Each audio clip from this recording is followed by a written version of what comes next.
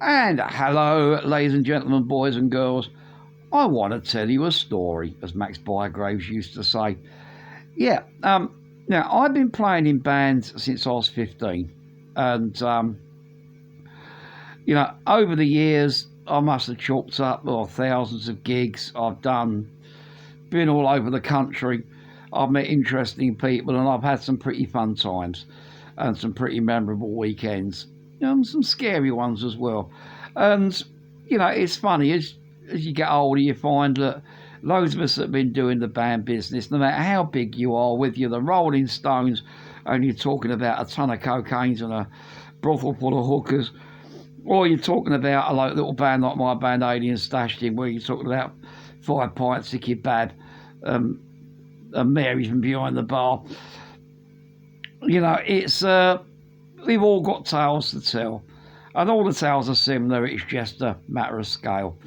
And I decided to try and air some of these stories here for you because some people say they're quite amusing and it might amuse you.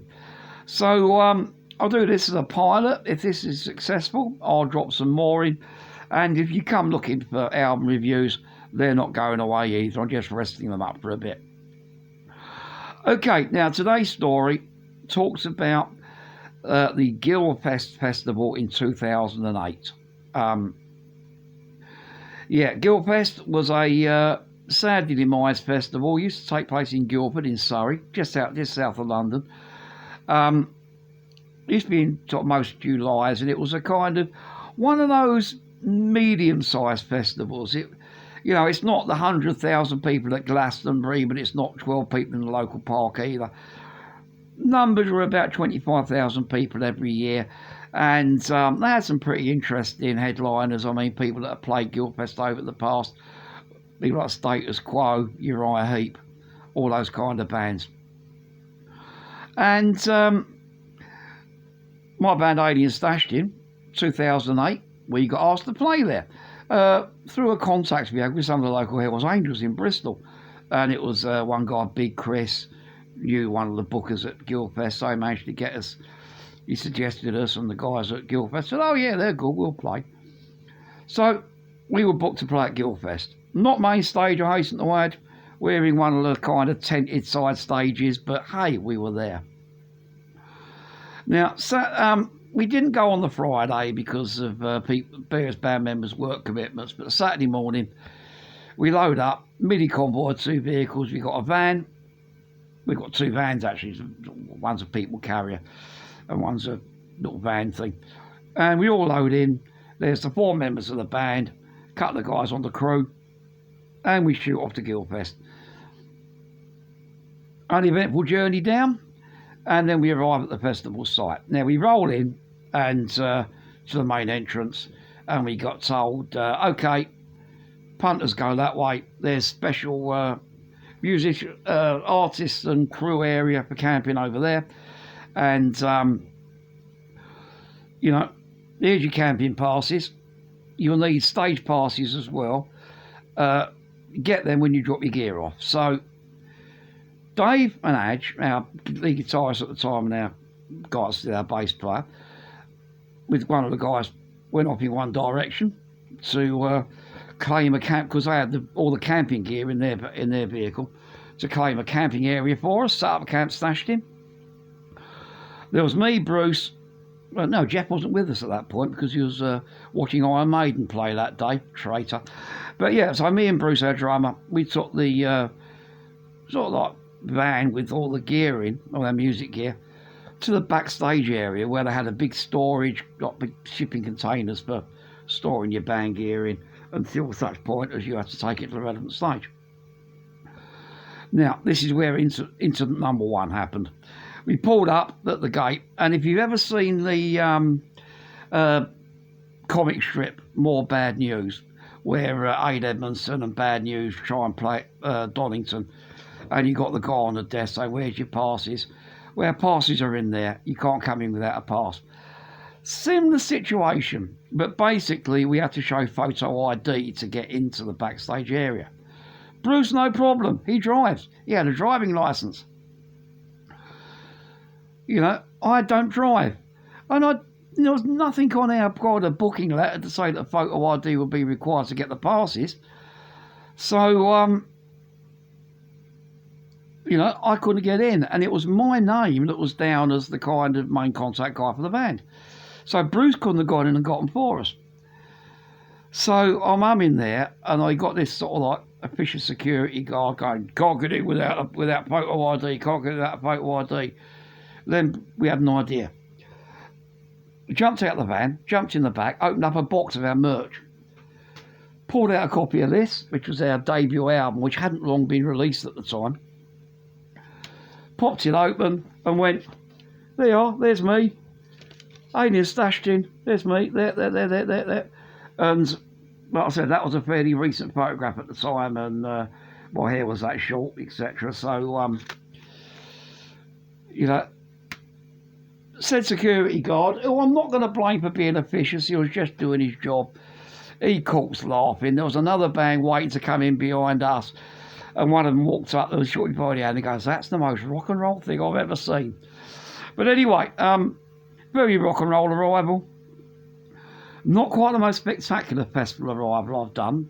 I've turned up at a festival in a van that's been on fire, but we'll talk about that. That's a different story. But we rolled into the backstage, get a little kind of security armbands and little laminates and whatever, put our gear in the red and lock up. This is Saturday about noonish. We're not playing until about 2 o'clock the following day. So, we've got a day to spend at Guildfest. Now, as I said, Guildfest, they had 25,000 capacity. They had 2 main stages on opposite side, plus a load of tents.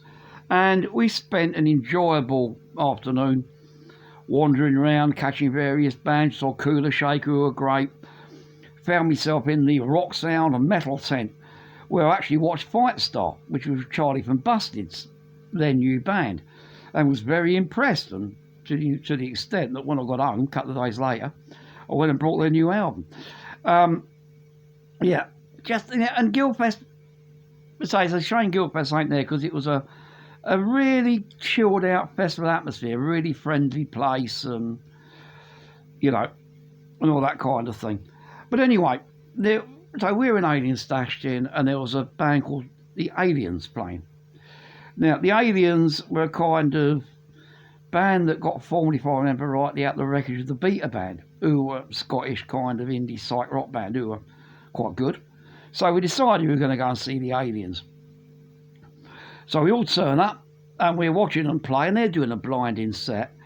And then we had this young girl comes up to us, in her early 20s, quite attractive, yellow dress on.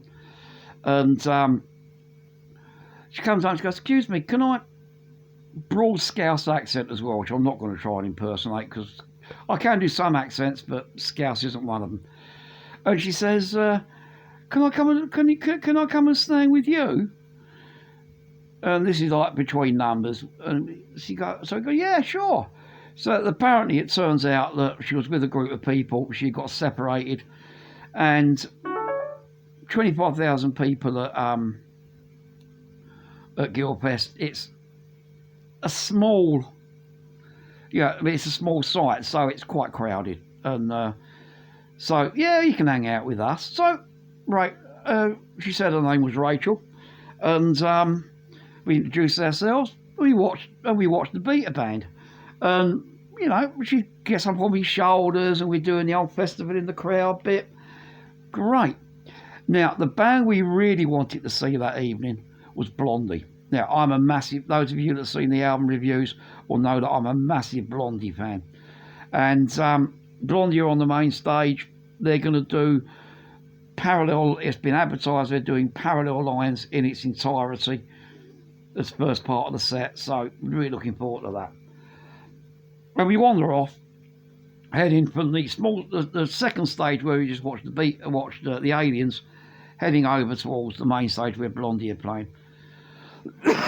Now, for food-wise, there was a kind of catering part in the band and artist area, which I'll come to in a minute. But we've also been given some vouchers which enable us to go to certain food outlets and purchase stuff there. And, you know, I'd had a few beers. I really fancied the kebab. So did some of the other guys. So we went up, we found this kebab van. And a kebab stall kind of thing. Showed us our thing. Oh, you're musicians, right? And for about £3, because you got it kind of cheap, I got one of the biggest kebabs I've ever seen. It was a triple-hander. It was a massive kebab. Then we turned round and Bruce, our drummer, and this girl Rachel had vanished into the crowd. Transpires that Rachel wanted to use the ladies' room. Bruce had went with her, and even though the ladies' room's only like 5-10 yards from where this kebab shop was, there's 25,000 people heading over to the main stage area to see Blondie.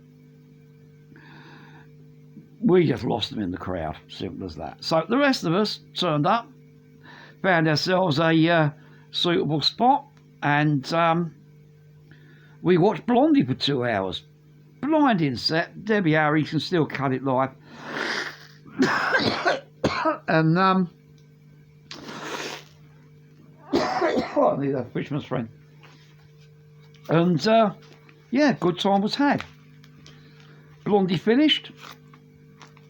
And you know, still no sign of Bruce or this girl. So we headed off to the comedy tent. Took in a little bit of stand up, and then headed back to the campsite for a nightcap and a bit of smoke and that. Well, anyway, this is about, so Blondie finished about 11, I think it was, because they had a noise curfew, because the Guildfest site's owned by the University of Surrey, and it wasn't all that far from houses, so they have to wind up at about 11 o'clock with loud music, although things like comedy and acoustic folk stuff can continue. Did fancy the acoustic folk stuff. How do you feel the comedy? Just want to chill out. So anyway, we go back to the tent. Still no sign of Bruce. So we're all sitting around the kind of little circle of tents we got, having a couple of ciders, having a bit of supper, wondering where the hell Bruce is. Time goes by. It's,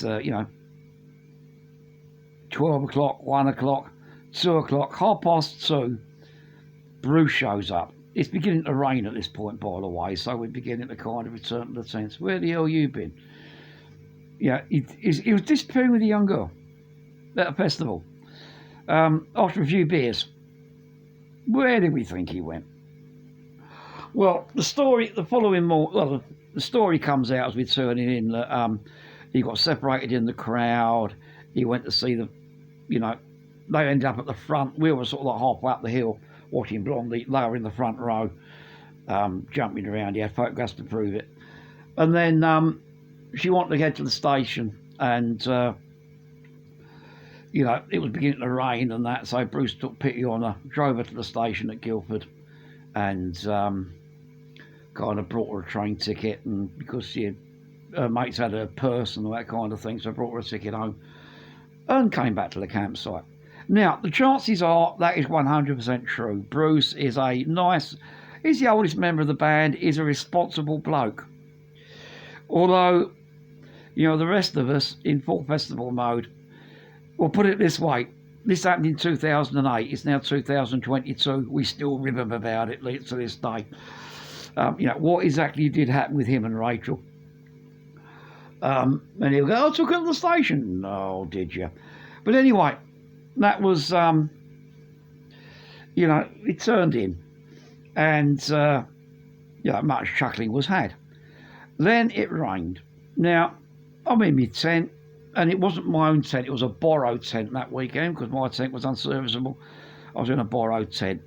But, it seemed nice and dry. It was bouncing, the rain pitter-pattering off the roof, etc. And then when the morning came, I'm one of these people, I can't normally, when the sun starts streaming through your canvas, I normally wake up at dawn when I'm camping. And, sure enough, first light, opened it up, dying for a fag. Get me a bottle of water, have a sweet to wash my mouth out. The catering in the crew area opens at 7 o'clock, or 7:30, sorry, for breakfast. It's free breakfast. And, you know, got about an hour to kill.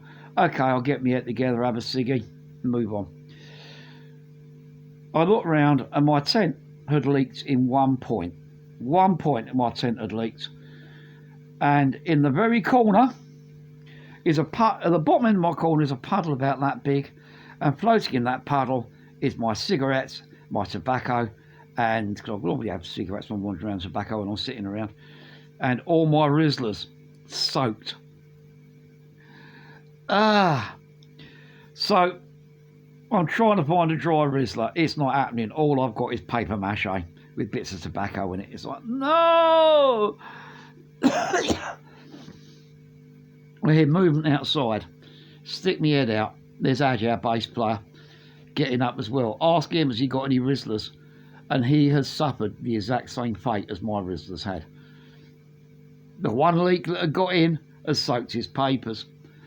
I've since learnt a lesson, and nowadays I have an old plastic sweet jar that's watertight.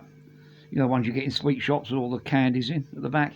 I have one of them, and when I'm going to festivals, tobacco, cigarettes, Rizlas, lighters, filters, tips, anything remotely, you know, smokable that could get damp and sport by the damp gets sealed in there at the beginning of the festival, and that pot stays sealed throughout. Lesson I learned from Guilfest. Anyway, so it's 6:30 in the morning, and me and Aj are both gasping for a fag. I know smoking's bad for you, but yeah, what can I do? And before anyone says quit, I've tried. It doesn't work. But anyway, for me at least. I'm not going to go into it now. But anyway, we're wandering around. You know, Guildfest is on the edge of Guildford, and we're wandering around Guildford at 6:30 in the morning, trying to find somewhere where we can buy cigarettes or tobacco or lighter or something where we can have a smoke. We eventually find a little newsagent that's just opening about 7, 7:15. Saves our lives. Come back. And by this time, the crew catering's opened.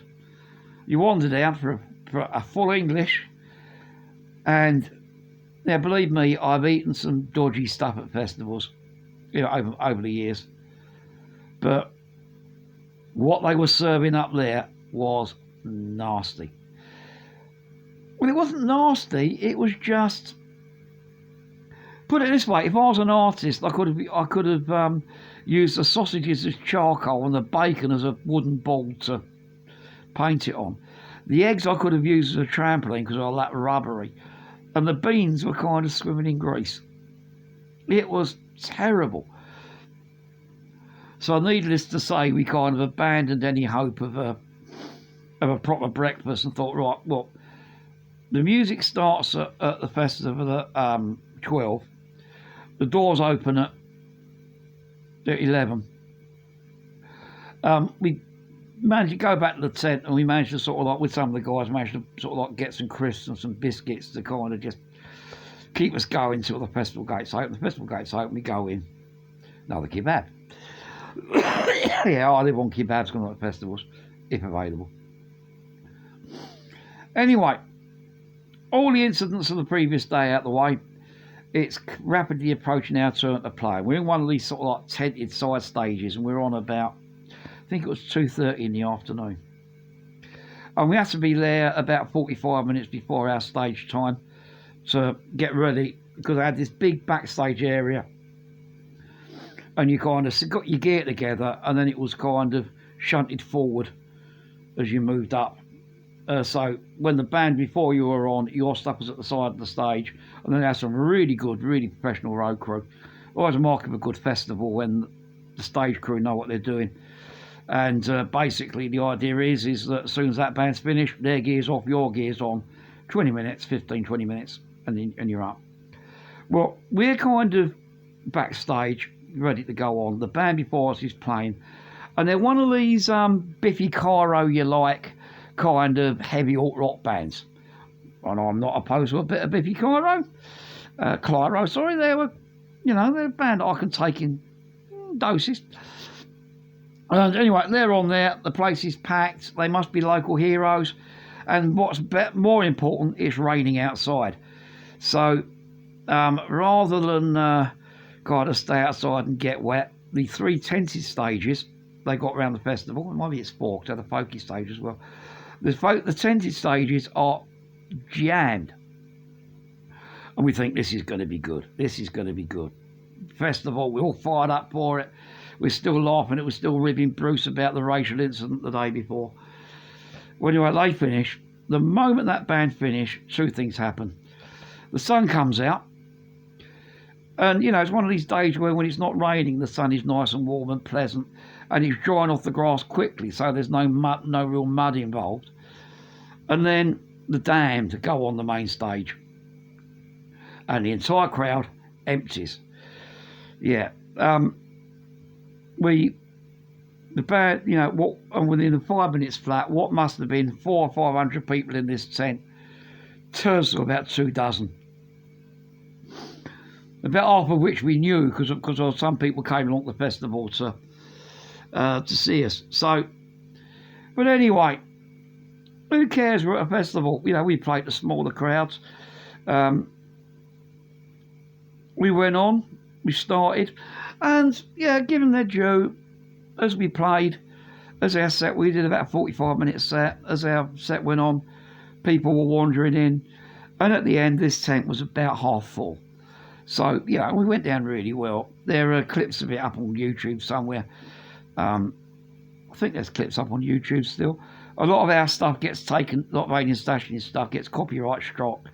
Even though I'm the copyright holder, I don't know, it's complicated. But anyway, there is footage available in various places.